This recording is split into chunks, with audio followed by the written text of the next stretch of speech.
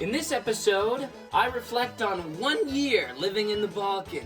You know, I've never even owned an umbrella in my entire life. I explain our master plan to drive a 50cc moped all the way to Bulgaria. And my Yugoslavian moped. We take our first journey and give you first impressions. I think we're ready. And I rescue a puppy. Just wandering around. I am taking this dog, at least for the night. Which I still have. I'm not sure what we're gonna do with it. All of that and more. Remember to subscribe. On with the episode. Welcome back to another day, another video. It is a rainy day in Belgrade. I just got finished enjoying a lunch of cevapi and kaymak. They gave me a giant bowl of onions. There's no way I could eat that many onions, that's for sure. But we have a mission today. Yesterday we bought the moped we were looking for, and I'm gonna introduce it to you. Now I need gear. So I'm gonna go find a motorcycle helmet and some other things that are gonna make my trip to Bulgaria a little less painful. Today is also my 1 year anniversary of moving to the Balkans from the United States. So I'm gonna tell you guys a little bit about what I've learned since I moved here. I just want to point out to you that this umbrella with the llamas on it is not mine. It's just the only umbrella that was in the Airbnb that I was staying at. We're still getting used to walking around with the camera in public. There's, you know, people and things, and camera guy needs to learn how to not run into a pole when he walks. But I'm sure we're gonna get the hang of it. Let's reflect on 1 year in the Balkans. This time last year, I had short hair, was clean shaven. I had been in the Army for 4 years. I served as an enlisted soldier in the Army National Guard. For 2 years, I was a human resources specialist, and for the other 2 years, I ran all of their social media pages. That was an interesting job, to say the least. But things started to get maybe kind of uninteresting to me. I started to become a boring adult, and I wanted to take a risk. You know, I've never even owned an umbrella in my entire life. In the United States, parking is everywhere. We drive everywhere. So I don't spend any time just walking in the rain. Another thing, people think, oh, you come from New York City, you come from Miami. No, I come from South Dakota. I come from a tiny town in a farming and ranching state. South Dakota is about the size of Romania, but it only has 900,000 people. So like buses, you know how many times I've ridden a bus in my life? Like, only in Europe. We're not talking about moving from the big city in the United States to the big city in Europe. We're talking about moving from the middle of nowhere in the United States to the big city in Europe. It is a completely different planet. It's like I've landed on Mars. It's simple things like this that baffle me. A street like this wouldn't exist in America. It's a triangle shape. Cars go that way, cars go that way, and there's another triangle shape right next to it. We're talking a street shaped like a triangle, or an intersection, connected to another intersection shaped like a triangle. Why do they do this? Like, look at this street. There is a sidewalk on both sides, but they're completely occupied by cars, so we're forced to walk down the middle of the street. And here we go, we found the motorcycle place. This is just the closest place to us. Yeah, they've got lots of helmets. Over there. I tried on a whole bunch of different helmets, and I found the one I like. It's a mystery brand because I'm not sponsored by any helmet companies, but if I was, you know, I would tell you. Scorpion, reach out to me. Helmet acquired, and we are about to go get our moped. Petar has to come pick us up. He was doing paperwork all day. Paperwork, man. Buying a new vehicle or any vehicle can be such a pain, but I'm still getting used to it. 1 year here, and I still can't get over how difficult it is to buy vehicles, but this is the life I've chosen. Anyway, on to do that. So we've been waiting in this cafe for Petar for hours, but he tells me that he's basically trapped at the police station. God knows when he'll be finished. The rain doesn't want to stop either. So, I'm gonna catch up with you guys tomorrow.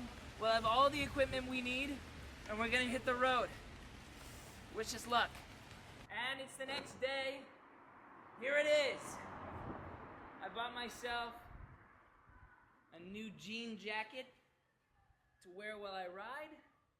I've got my new helmet and my Yugoslavian moped. Now, here's the master plan. Though this thing is only 50 cc's and can go about 50 kilometers an hour, I would like to drive it from here in Belgrade, 650 kilometers all the way to Sofia, Bulgaria. I've never been to Bulgaria before. I've never crossed that border. I know nothing about the culture, and we're gonna find out what it's like. And we're gonna do it on the slowest vehicle humanly possible. I suspect that the journey will take me 4 days. So I've got about 800 euros invested into this thing, and it's seen a little better days, but it's honestly the nicest one we could find for a reasonable price. These are beat up every time you look around for them. So we actually had to drive north to Vojvodina a few hours to buy it. We've had it for a few months, but I haven't had much of a chance to ride it, just kind of around the block a few times. This is a new tire that we bought because our old tires are quite damaged. So hopefully we're going to have time to put this on. This tire even says made in Serbia on it. We'll see how it handles.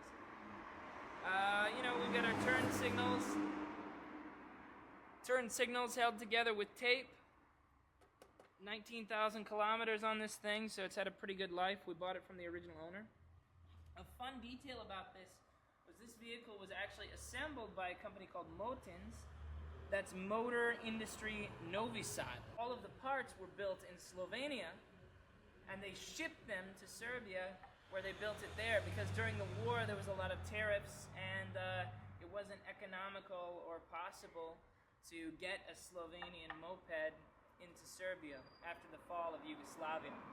So, this is a Yugoslavian design, and funny enough, it has Yugoslavian spirit as well, because it was built not just in Slovenia, but in Slovenia and Serbia. We bought this one from the original owner, an old man who cared for it pretty well over the last more than 25 years, so long time. But here's the problem. I'm also traveling with my camera guy, Petar, and a business partner. And Petar needs something to ride. So we had an idea. The Tomos, this is a relatable vehicle to the older generation. People my dad's age, or maybe your dad's age, right? Those people rode the Tomoses. But what are the young people, what are the 20-somethings and the teenagers driving today? They're actually driving Chinese mopeds. They're super cheap, affordable. So these Chinese mopeds are everywhere here, and they're super cheap. So I will ride the Tomos to Bulgaria, and my cameraman Petar will drive a Chinese moped that we're gonna buy brand new to Bulgaria. And we're gonna see which does better, which holds up, and which is worth your money. This cost 800 euros. The Chinese moped, brand new, costs us just over 1,000 euros. So why would I buy something used when I could buy something brand new for just a couple hundred euros more? Let's see that bike. And here it is. This is the Chinese Tomos Special. We were very careful to buy the one that was closest to a Tomos. There's lots of Chinese bikes for sale, but this one, as you saw in the last video, we searched all over for. So this one actually shares a name with a popular Tomos model, the APN. Popular Tomos models are the APN 4 and 6. This is the 1S, except it's not, because it's made in China. The fuel tank is underneath. We can see here, if you look at this plaque, it says it was made by Chongqing Ratio Intelligent Equipment. If you look here, I just put the first 10 kilometers on this thing this morning, right after we bought it, and took it for a ride through town. I maxed this baby out. It went 80 kilometers an hour. It really did. We've got it all registered and ready to go, and we're ready to hit the road. I want to highlight a few differences between this and the old school Tomos that we bought. Though I will say, the sales guy who sold us this told us that the Tomos would do better. That this thing, he said it might not even make it to Sofia. It cost us 1,000 euros, brand new. So yeah, we had this phone mount installed, very fancy, and I think it looks pretty good. So this thing has a rack for luggage on the front and the rear. The Tomos only has it on the rear. This is a 4-speed automatic manual hybrid. It's a clutchless shift, so all you have to do is shift with the foot pedals down here, and it'll do its thing. What could possibly go wrong? This thing has simple little quality of life improvements, like it has a little light that tells you when you're running low on gas. The Tomos doesn't have that. It has this little windshield. It has 2 mirrors. The Tomos only has 1. I mean, it's on paper better in every way. The question is the Tomos more reliable? And is it more durable? So on this long trip, we're going to put these through the ringer, through the test, to find out how well they're going to hold up. And this thing is good, but if it breaks down and falls apart, it's not really that good, is it? Weird. This thing is so much quieter than the other mopeds. But we're hitting the road. Finally, it's been a long last few days getting this prepared, but now I think we're ready.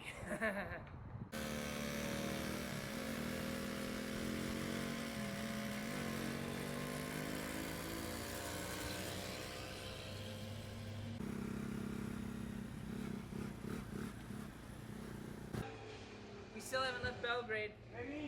It's really nice to be able to drive these through town. You could be driving a freaking Bugatti Tourbillon and we would beat you from one side of Belgrade to the other. I want to touch the top.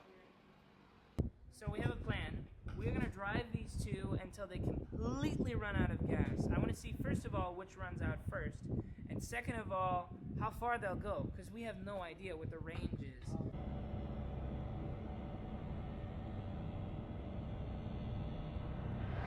Welcome to Smederevo, our first stop on our journey.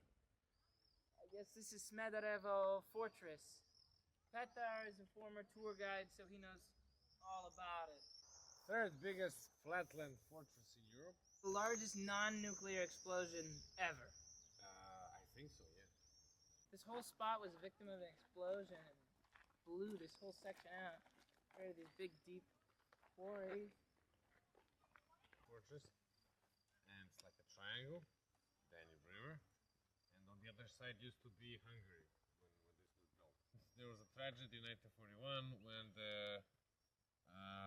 with the munition that the German army